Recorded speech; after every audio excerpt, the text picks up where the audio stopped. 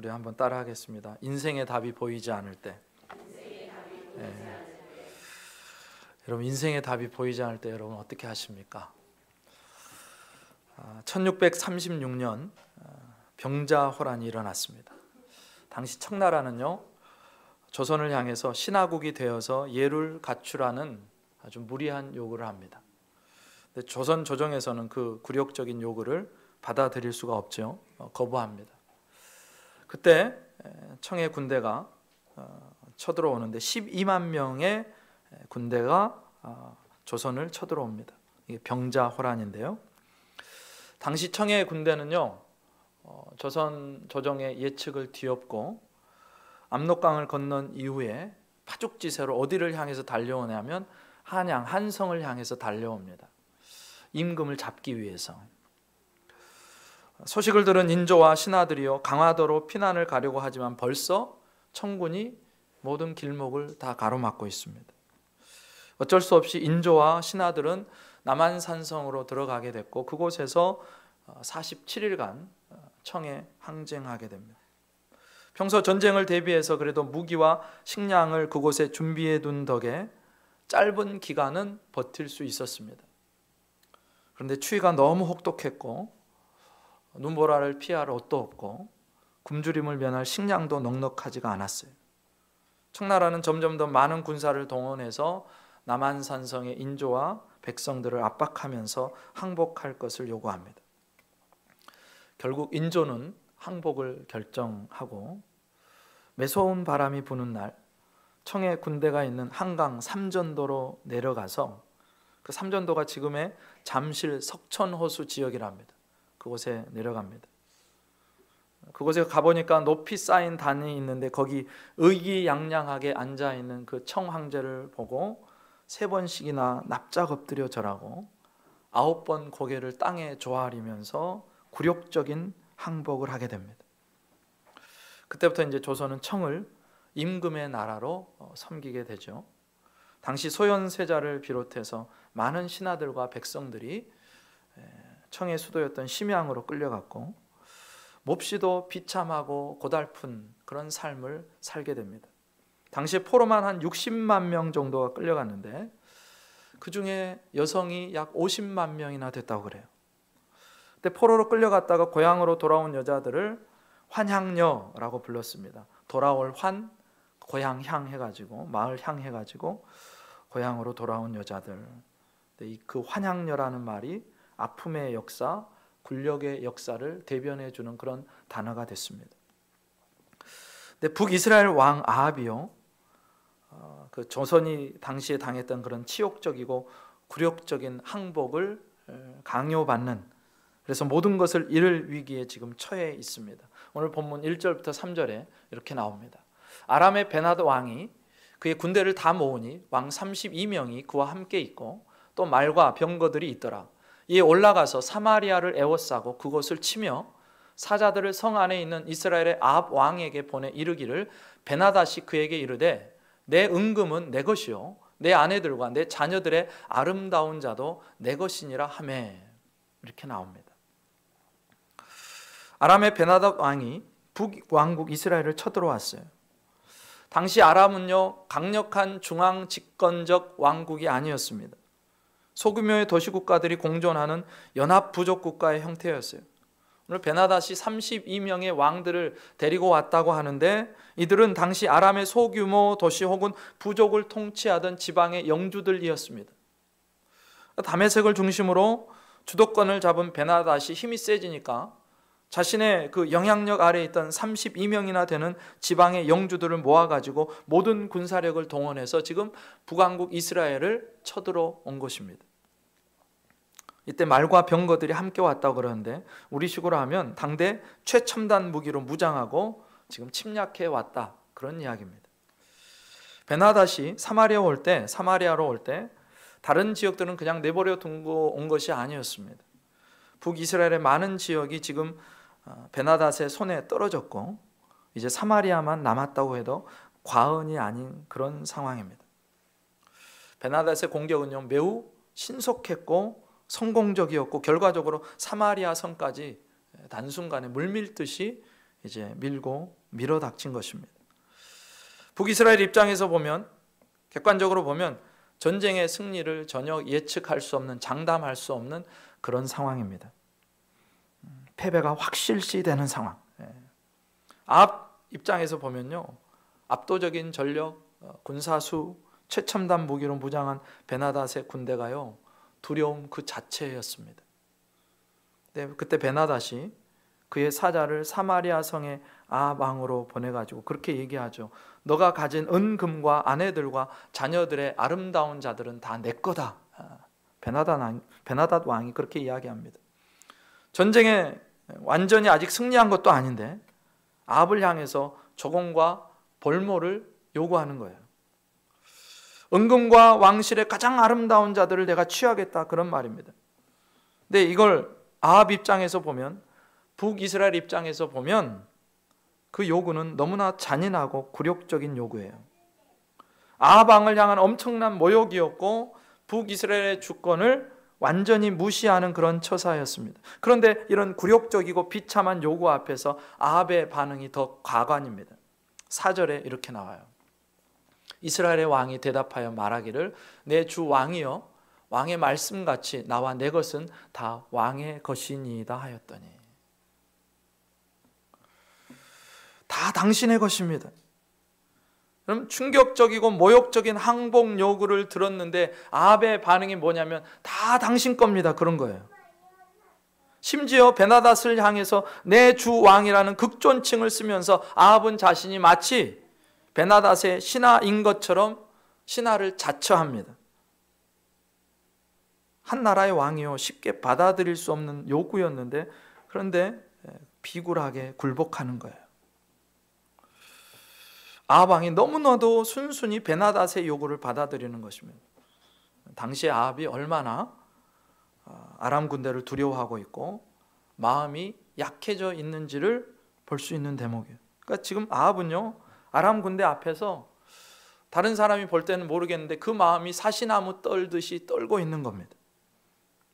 이런 모습은요, 그동안 아합의 모습을 생각하면 상상하기 힘든 모습이에요. 그가 얼마나 하나님의 말씀 앞에 뻣뻣하게 굴었고 배짱을 부렸고 큰 소리를 쳤고 목을 곧게 했는지 몰라요.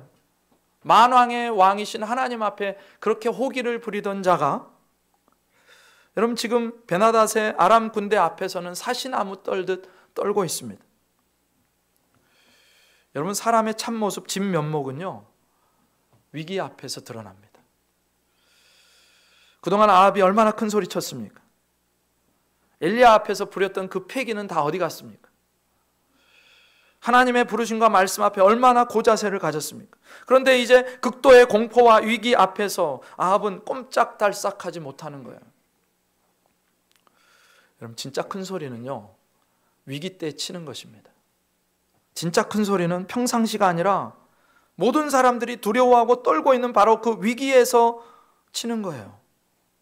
진짜 믿음의 고백은 언제 나오는지 아십니까? 바로 그 위기 상황에서 나오는 거예요. 위기 앞에서 다른 모든 사람들이 떨고 있을 때 진짜 믿음의 말을 해야 되고, 진짜 소망의 말을 해야 되고, 진짜 승리의 말을 할 수 있어야 한다는 것입니다. 그러면 누가 그 위기 상황에서, 모두가 다 두려워하고 약해져 있는 상황에서 진짜 소망의 말을 하고 승리의 말을 하고 믿음의 말을 할 수 있는가? 다른 거 없습니다. 평상시에 하나님의 말씀 앞에 늘 서 있는 사람이에요.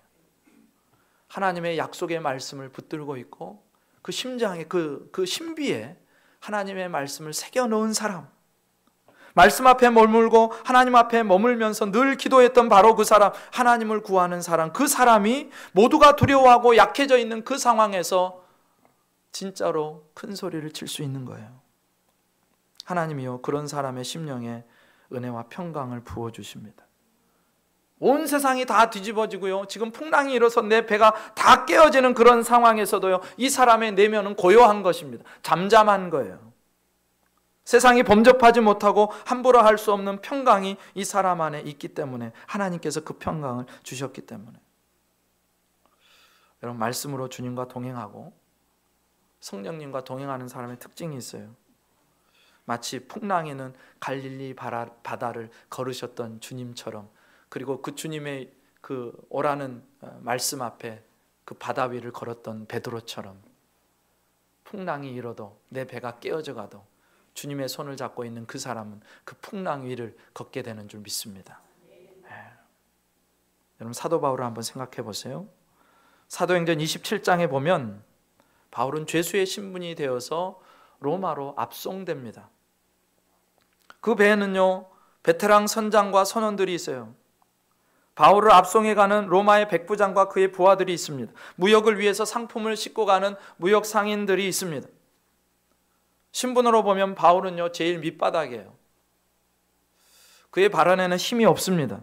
평상시에 바울의 말은요, 받아들여지지 않습니다. 발언권도 없어요. 죄수니까.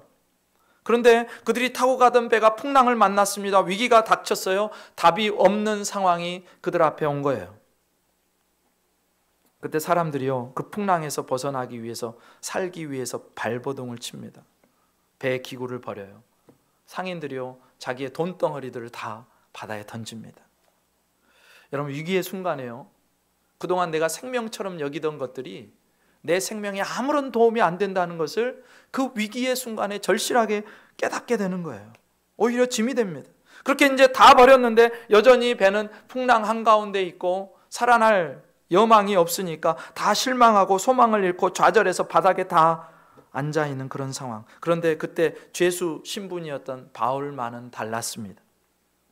그는 그 급박한 상황 속에서 하나님을 바라보고 기도하고 있었어요. 그가 기도할 때 하나님께서 천사를 보내셔서 바울에게 말씀하십니다.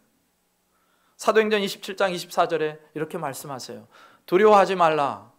여기 밑줄 좀 그어달라고 그랬는데, 두려워하지 말라. 내가 가이사 앞에 서야 하겠고 또 하나님께서 너와 함께 항해하는 자를 다 내게 주셨다.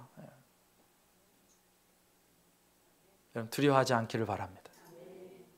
너는 살 거다. 그리고 너 때문에 너와 함께한 모든 사람이 다 살 것이다. 그 풍랑 한가운데서 기도하던 바울이 하나님의 약속의 말씀, 구원의 말씀을 듣습니다. 그래서 죄수 신분이었던 바울, 아무도 주목해 주지 않던 바울, 그의 말을 귀담아 듣지 않던 그 바울이 그때부터 배에 탄 모든 사람들에게 큰 소리, 자신감 있는 소리를 하기 시작하는 거예요. 25절에 이렇게 나와요.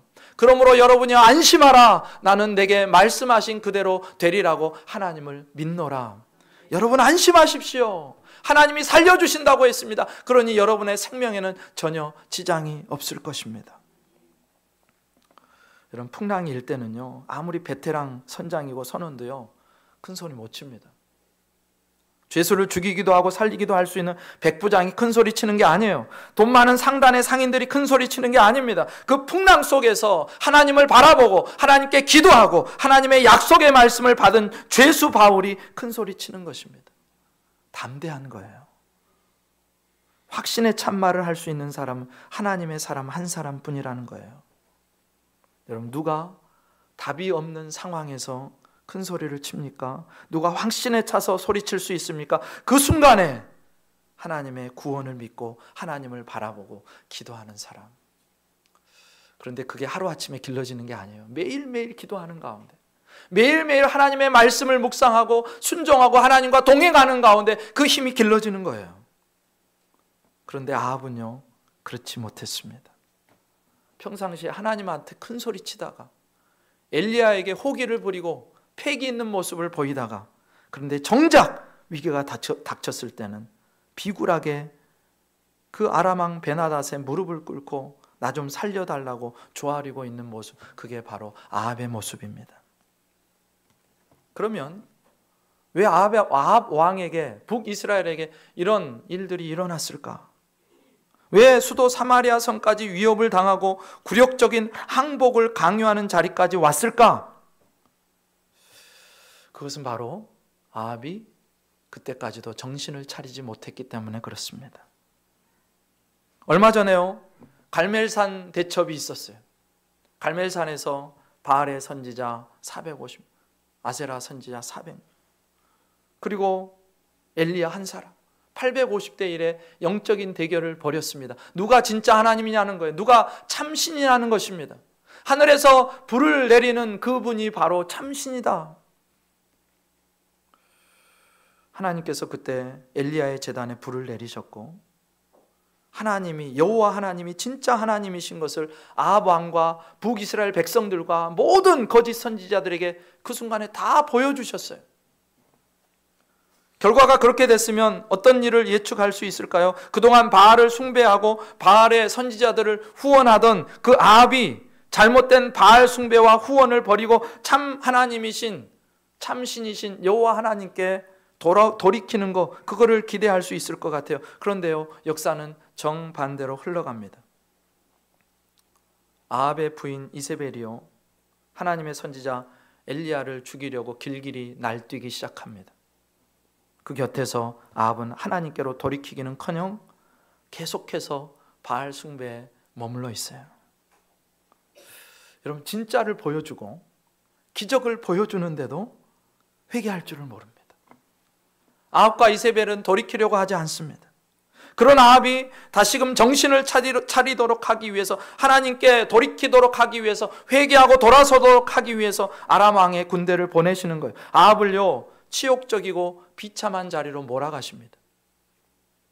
사면초가의 상황으로 몰아가세요. 답이 없는 상황으로 밀어붙이십니다. 여러분, 벼랑 끝에 몰리는 그런 상황이 되면요, 우리가 알게 돼요. 진짜 내가 무엇을 믿고 있는지를 우리는 알게 됩니다. 진짜 내가 생명처럼 소망하는 것이 무엇인지를 그 순간에 알게 돼요. 진짜 내가 도움을 구할 참신이 누구인지를 알게 됩니다. 그동안 아합이요, 이 인생의 위기 앞에서, 나라의 위기 앞에서 그동안 섬기고 후원하던 바알을 향해서 구했다, 그런 기사를 본 적이 없어요. 바알은 아무것도 해주지 못하고요, 아합은 바알의 이름을 부를 생각조차 못하고 있는 그런 상황이에요. 더 안타까운 게 무엇인지 아십니까? 그런 순간에도 아합이 하나님을 찾을 생각이 없어요. 하나님께 돌이키지 않습니다. 회개할 마음도 없어요. 대신 아합은요, 자포자기합니다. 사마리아까지 다 털리기 전에 전쟁을 멈추고 굴욕적인 요구라도 다 받아들이고 내 목숨이라도 건져야겠다, 그겁니다. 근데 문제는 뭐냐? 아합의 그 굴욕적인 자세도 안 통하더라는 거예요. 아합이 비굴하게 나오니까요, 아람 왕 베나닷이 어떻게 합니까? 한술 더 떠서 더 큰 것을 요구해요. 내가 비굴하게 무릎을 꿇었다고 해서요, 상대방이 불쌍히 여기고 자비를 베푸는 게 아니랍니다. 오늘 본문 5절 6절에 이렇게 나와요. 사신들이 다시 와서 이르되, 또 다른 요구를 하기 위해서 온 거예요. 베나닷이 이르노라, 내가 이미 내게 사람을 보내어 말하기를 너는 내 은금과 아내들과 자녀들을 내게 넘기라 하였거니와 내일 이맘때에 내가 내 신하들을 내게 보내리니 그들이 내 집과 내 신하들의 집을 수색하여 내 눈이 기뻐하는 것을 그들의 손으로 잡아 가져가리라 한지라. 첫 번째 요구에서는요, 베나닷이요, 아합의 은금과 자녀들 부인 중에서 조공과 벌모를 요구했습니다. 자발적으로 그냥 갖다 바치면 됐어요. 근데 두 번째는 다릅니다. 아예 신하들을 베나닷이 사마리아 성 안으로 보내겠답니다. 왕궁을 다 뒤질 거고요, 신하들의 집을 다 뒤질 거고요, 백성들의 집을 다 뒤집어 엎을 겁니다. 수색해가지고 좋은 것들이 보이면 다 가져가겠다는 거예요. 사마리아 성 안에 모든 것을 수탈해 가겠다는 것입니다. 패배가 거의 확실시되는 아합의 입장에서도요, 도저히 순순히 받아들일 수 없는 기가 막힌 요구예요. 그러면 어떤 면에서 베나닷은요, 우리를 넘어뜨리고 우리에게 있는 것을 빼앗아 가려는 마귀와도 같습니다. 우리가 하나를 양보하고 하나를 내어준다고 해서 마귀가 그래 좋아하고 그냥 도망가는 게 아니에요. 마귀는요, 우리가 하나를 내어주면 또 다른 하나를 요구할 겁니다. 둘을 내어주면 셋을 요구할 거예요. 언제까지요? 탈탈 다 털어버릴 때까지. 내 예배의 시간을 마귀가 요구합니다. 빼앗아 가려고 합니다. 그때 한 걸음 물러서면요, 또 다른 시간을 요구할 거예요. 기도하는 시간을 요구할 거예요. 그리고 내 삶 전체를 마귀의 발 아래 두려고 우리를 그렇게 끌고 갈 것입니다. 내 예배의 삶도, 하나님께서 주신 배우자도, 자녀도, 하나님께서 주신 물질도, 그러니 그 어떤 것도 마귀에게 넘기려고 해서는 안 됩니다. 항복하려고 하면 안 돼요. 문제는 뭐냐? 나는 안 뺏길 거야. 그렇게 마음을 굳건히 먹는데, 큰 소리를 치는데, 근데 직접 현장에서 그게 잘 안 된다는 거예요. 그럼 어떻게 해야 되느냐? 마귀에게 빼앗기지 않기 위해서 우리가 할 일은 하나예요. 철저하게 하나님께로 돌아가는 것입니다. 아합이 지금 왜 이런 굴욕적이고 기가 막힌 상황에 몰렸습니까? 하나님께서 돌아오라고 계속해서 하늘에서 불도 내려주시고 엘리야 선지자를 통해서 말씀하시는데, 회개하고 돌이키라고 하시는데 돌아가지를 않으니까 이런 상황으로 몰고 가시는 거예요. 하나님을 하나님으로 인정하지 않았기 때문에 이런 상황으로 몰고 가세요. 하나님께서 이적과 기사를 통해서 하나님의 하나님 되심을 보여줘도 회개하지 않기 때문에, 하나님을 믿는 철저한 믿음 위에 서 있지 않기 때문에, 그래서 베나닷을 보내셔서 계속해서 빼앗기게 만드는 것입니다. 여러분, 빼앗기지 않으려면 하나님께 돌아가면 돼요. 전심으로 하나님께 돌아가면 됩니다. 하나님께 돌아가서 하나님의 말씀 앞에 납작 엎드려 순종하면요, 그때부터는 하나님께서 어떻게 하시느냐? 사람 앞에 비굴하게 무릎 꿇지 않게 하십니다. 하나님 앞에 납작 엎드릴 때 하나님은요, 마귀에게 우리가 무릎 꿇지 않게 하십니다.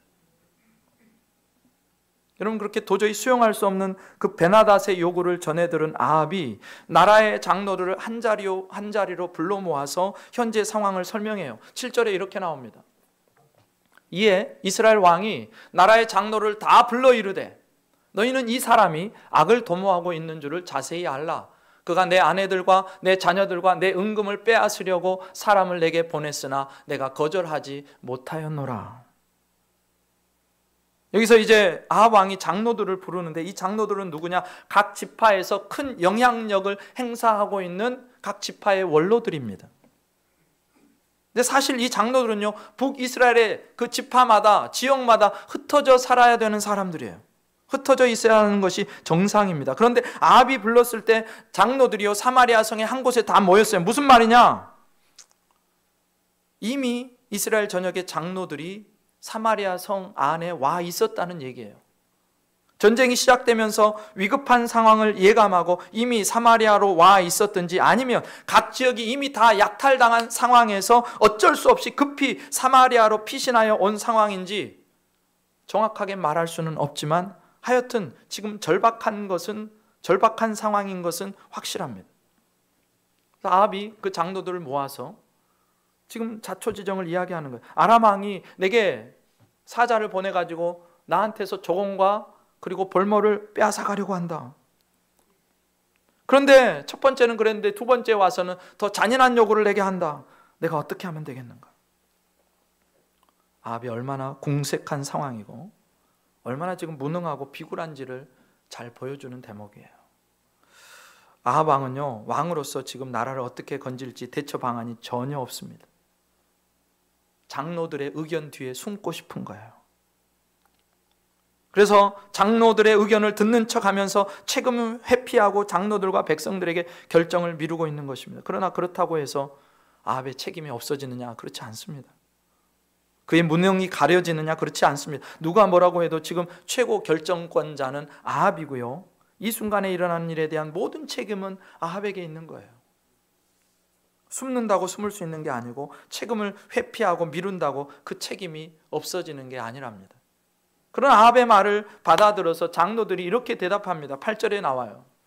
모든 장로와 백성들이 다 왕께 아뢰되 왕은 듣지도 말고 허락하지도 마옵소서 한지라. 아합과 달리 장로와 백성들은요, 결연한 의지를 보여주는 것 같아요. 왕이시여, 아람 왕의 요구를 들어서는 안 됩니다. 아람 왕의 부하들이 사마리아 성에 들어오는 것도 허락하지 마십시오. 이 말은요, 아람 왕의 요구를 거절하고 싸우자는 그런 이야기입니다. 결사항전하겠다는 거예요. 그런데 장로들과 백성들의 말은 여기까지였습니다. 뭔가 조금 부족해요. 2%가 부족해요. 뭔가 부족해요. 장로와 백성들의 대답도 아합에게는요, 정답이 되지 못했어요.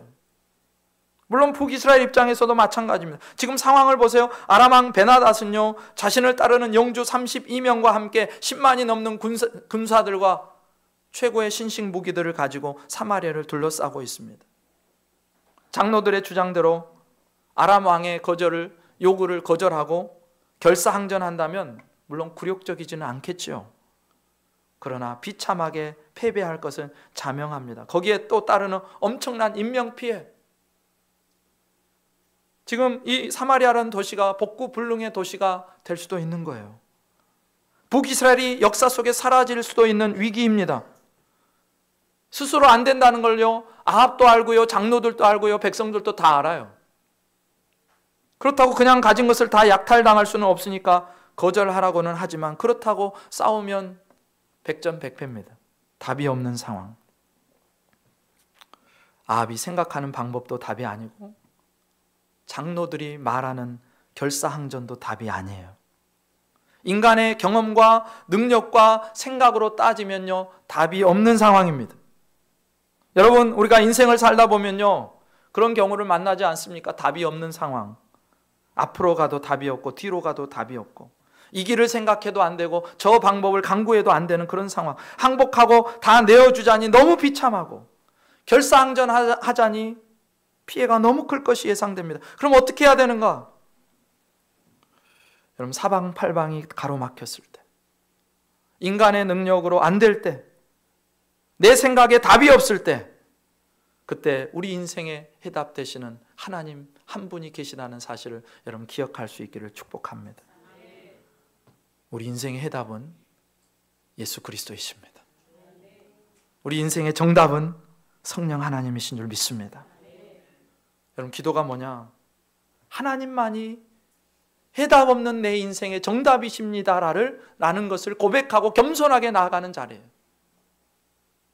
답이 없는 인생이 기도를 통해서 하나님을 바라볼 때 인간의 능력과 한계를 뛰어넘는 진짜 해답을 발견하게 된다는 것입니다. 여러분, 사실 지금 아합 왕의 소환을 받았을 때, 사태의 심각성을 들었을 때 장로들 그리고 백성들이요, 듣지도 말고 허락하지도 마십시오, 그런 말 하고 그 이유가 있어야 돼요. 듣지 말고 싸울 거면 그 대안이 있어야 되지 않아요? 이렇게 이야기했어야 됐습니다. 우리 하나님을 바라보십시다. 왕이시여, 우리 하나님을 바라보십시다. 우리 힘으로는 답이 없으니 하나님을 의지하십시다. 우리 다 같이 금식하며 기도하십시다. 하나님의 도우심과 구원을 구하십시다. 그렇게 이야기했어야 했습니다. 그런데 장로들과 백성들은요, 어떤 면에서 아합과 똑같았어요. 갈멜산에서 여호와 하나님의 승리를 목격하고도 그들은 여전히 하나님께 돌아가지 않았어요. 그들의 계산 속에는, 이 전쟁에 대한 계산 속에는 하나님이 안 계셨어요. 사랑하는 성도 여러분, 어떤 상황에서든지 우리 인생의 해답이 되신 하나님께 피하고 하나님께 구하고 하나님을 신뢰할 수 있기를 주님의 이름으로 축복합니다. 네. 그렇게 장로들과 백성들의 그럴듯하지만, 결사항전 그럴듯하지만 답이 되지 않는 그 말을 듣고 아합이 베나닷의 사신들에게 이렇게 이야기합니다. 9절이에요. 그러므로 왕이 베나닷의 사신들에게 이르되 너희는 내 주 왕께 말하기를 왕이 처음에 보내 종에게 구하신 것은 내가 다 그대로 하려니와 이것은 내가 할 수 없나이다 하라 하니 사자들이 돌아가서 보고하니라. 아멘. 여러분, 지금 장로들과 백성의 지도자들은요, 결사항전을 주장합니다. 그런데 왕이란 작자의 입에서 어떤 말이 나오는지 아세요? 여전히 베나닷을 가리켜서 내 주 왕께 스스로 신하임을 자처합니다. 그러면서 첫 번째 방안을 다 들어드릴 테니 제발 두 번째 거는 폐기해달라고 그렇게 요구하는 거예요. 아니, 왕식이나 돼가지고 지금 장로들과 백성들이 결사항전을 주장하는데 무슨 망발이냐 하실 수 있어요. 근데 아합이요, 그렇게 어리석은 사람이 아니에요. 멍청한 사람이 아닙니다. 그렇게 결사항전을 해봤자 처참한 결과가 눈앞에 뻔히 보이니까 사신들에 대해서 강력하게 이야기하지도 못하고 심지어 아람 왕에 대해서 여전히 극존칭을 쓰고 있고 처음 요구대로 들어드리겠습니다, 그렇게 읍소하고 있는 거예요. 얼마나 비참합니까? 어떻게 해서든 사태가 파국으로 치닫는 것을 막고 아람 왕의 심기를 건드리지 않은 채 사건을 해결하고 싶었던 거예요. 그게 지금 아합 왕의 그런 마음입니다.